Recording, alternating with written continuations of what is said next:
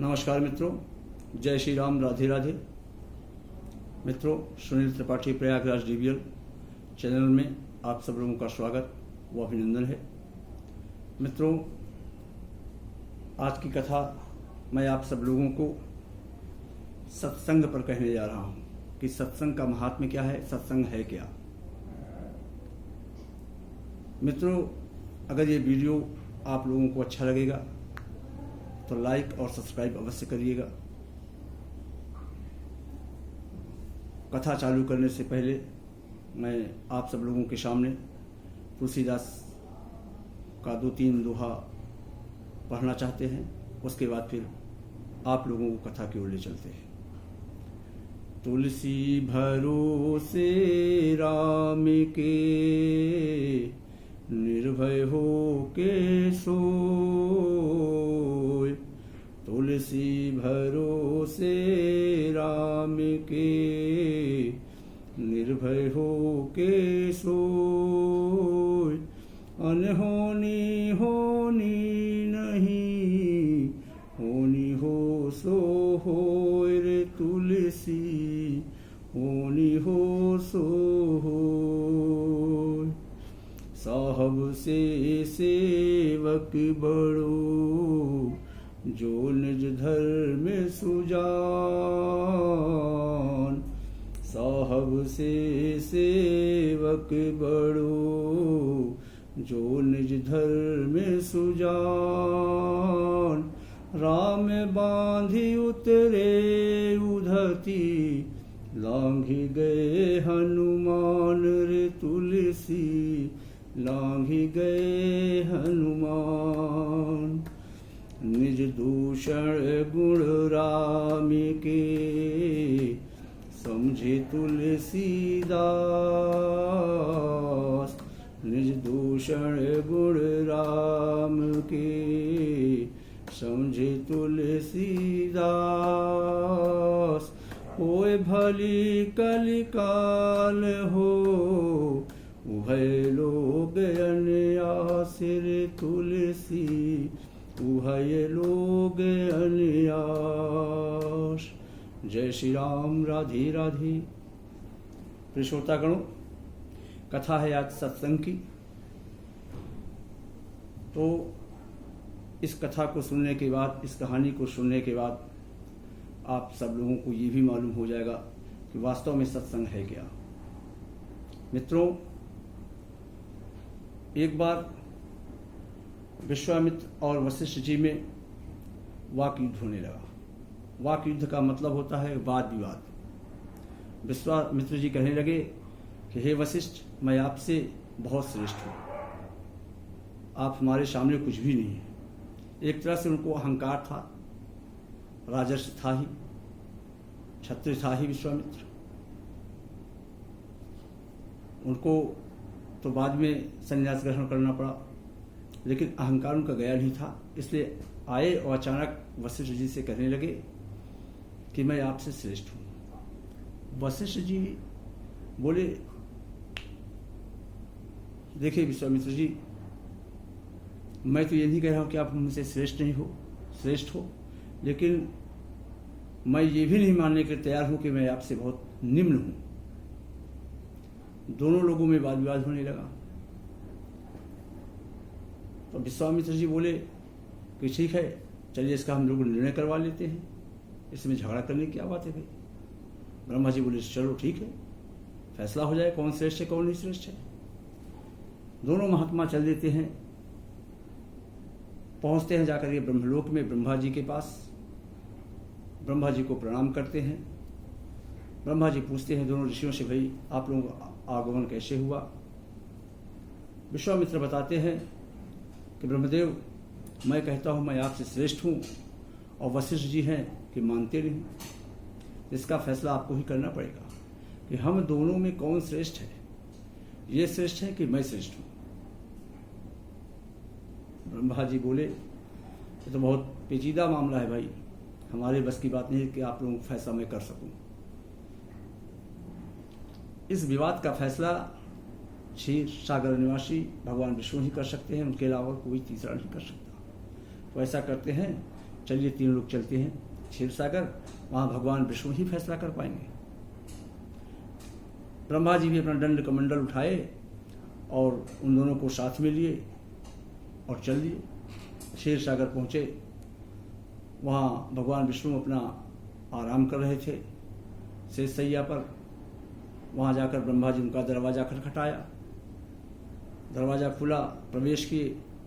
भगवान विष्णु को तीनों लोगों ने दंडवत प्रणाम किया। भगवान बोले, ब्रह्मदेव, किस लिए आप सब लोग यहाँ पर आए हैं? क्या समस्या है, क्या दिक्कत है? उन्होंने बताया कि प्रभु, इन दोनों ऋषियों ने आपस में झगड़ा कर रखा है। विश्वामित्र जी कहते हैं कि मैं श्रेष्ठ हूँ और वशिष्ठ जी हैं कि इनको मानते नहीं श्रेष्ठ। तो अब आपको आपके ही हाथ में है प्रभु कि कौन श्रेष्ठ है कौन नहीं है। विष्णु जी बोले कि मामला तो बहुत गंभीर है भाई। इन ऋषियों को जिसके पक्ष में फैसला जाएगा वो तो ठीक है, खुश रहेगा, प्रसन्न रहेगा, नहीं बाकी तो दूसरा श्राप दे देगा।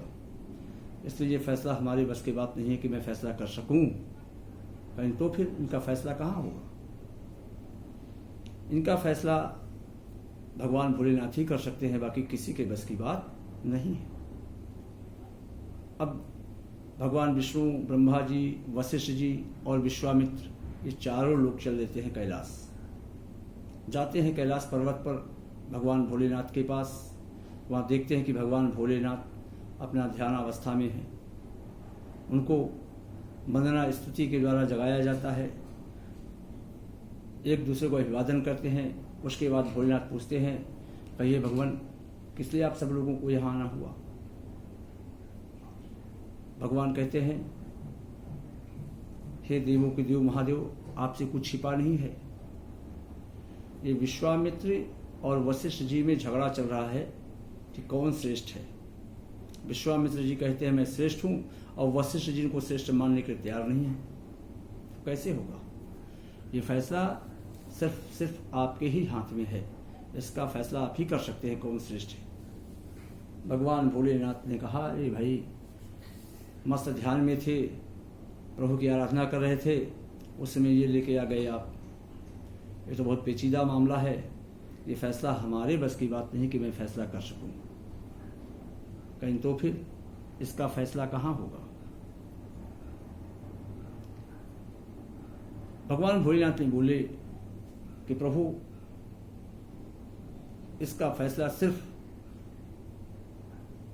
भगवान शेषनाग ही कर सकते हैं, बाकी और कोई तीसरा नहीं कर सकता। तो बोले ठीक है, चलते हैं भगवान शेषनाग के पास, आज फैसला तो होके रहेगा। अब भगवान भोलेनाथ, भगवान विष्णु, ब्रह्मा जी, मुनि वशिष्ठ और विश्वामित्र महाराज, पांचों लोग चल दिए भगवान शेषनाग के पास। भगवान शेषनाग पाताल में रहते हैं। वहाँ जाकर के पाताल लोक में भगवान शेषनाग को मिलते हैं। भगवान शेषनाग ने कहा, प्रभु, एक बार सब लोग, मतलब क्या दिक्कत है जो आज हमारे पास आए हैं, क्या सेवा कर सकता हूँ? भगवान ने कहा कि देखिए शेषनाग महाराज, ये वशिष्ठ जी और विश्वामित्र जी आपस में विवाद कर रहे हैं। विश्वामित्र जी बोल रहे हैं मैं श्रेष्ठ हूँ, ये मानने को तैयार नहीं है। तो आज फैसला आपके हाथ में है, कौन श्रेष्ठ है इसमें, कौन नहीं श्रेष्ठ है। मेरे प्रिय भक्तजनों, शेषनाग महाराज कहते हैं कि ठीक है, इसका फैसला तो मैं कर दूंगा, लेकिन थोड़ा हमको आराम चाहिए इसके लिए। हम तो भार लिए खड़े हैं और जब तक भार लिए रहेंगे तब तक फैसला कैसे सुना सकता हूँ। इसलिए हे विश्वामित्र जी, आइए थोड़ा क्षणिक हमको आराम दीजिए और उसके बाद मैं फैसला सुना देता हूँ। विश्वामित्र जी बोले, ठीक है, क्षणिक क्या, घंटा 2 घंटा आराम कीजिए, मैं धरती को संभालता हूँ। बोले ठीक है, आइए। विश्वामित्र जी धरती को अपने हाथ में लेने के लिए गए। अब बोलते हैं कि हे धरती माँ, अब तक 1000 वर्षों तक जो मैंने तपस्या की उसका फल, गौ सेवा का फल, दान का फल, यज्ञ का फल सर्वत्र लग जाए इसमें, लेकिन धरती मेरे हाथ में उठ जाए। इतना कह करके विश्वामित्र महाराज धरती को अपनी हथेली में लेते हैं। शेषनाग महाराज अपना थोड़ा सा फन नीचे करते हैं, डाउन। इतने में विश्वामित्र जी चिल्लाने लगते हैं कि भाई संभालो संभालो, मेरे बस का नहीं है धरती का वजन संभालने का, ये तो मैं दबा जा रहा हूं। शेषनाग फन फिर लगा लेते हैं। विश्वामित्र जी बैठ जाते हैं। विश्वामित्र कहते हैं महाराज फैसला तो सुना दीजिए। कहने अरे फैसला कैसे सुनाए, धरती को तो कोई संभालने वाला होना चाहिए, जब धरती को संभालेगा तो मैं आराम से फैसला सुनाऊंगा। बोले वशिष्ठ महाराज आइए आप थोड़ा धरती का वजन संभालिए, भार संभालिए, उसके बाद मैं फैसला कर देता हूं, आप अपने तरफ मैं अपने तरफ। बोले ठीक है प्रभु। गए वशिष्ठ महाराज और कहते हैं कि हे माँ धरती, ना मैं पूजा किया न अर्चना किया, ना मैं कोई तपस्या की, ना मैं कोई गौ सेवा की, ना कोई यज्ञ किया करवाया, केवल मैं एक क्षण सपने में सत्संग किया हूं, उसका जो फल होता हो वो फल धरती को उठाने में लग जाए। केवल एक क्षण सत्संग किया हूं, साधुओं का संगत किया हूं, सज्जन पुरुषों का संगत किया हूं, इतना कह करके धरती को हाथ में लेते हैं, धरती टिक जाती है। मित्रों, शेषनाग जी बैठ जाते हैं। विश्वामित्र जी कहते हैं महाराज अब तो फैसला सुना दीजिए, अब तो आप आराम से बैठे हुए हैं। बोले विश्वामित्र जी फैसला तो हो चुका। कहीं क्या, कहीं अगर ये श्रेष्ठ ना होते तो धरती का आभार कैसे ले लेते।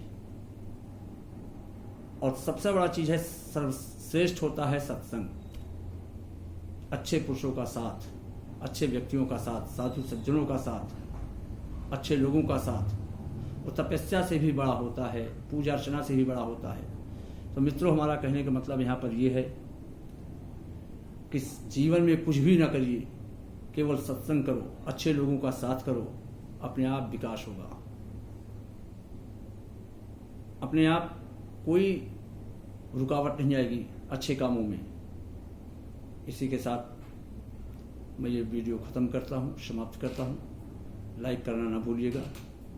जय श्री राम, राधे राधे।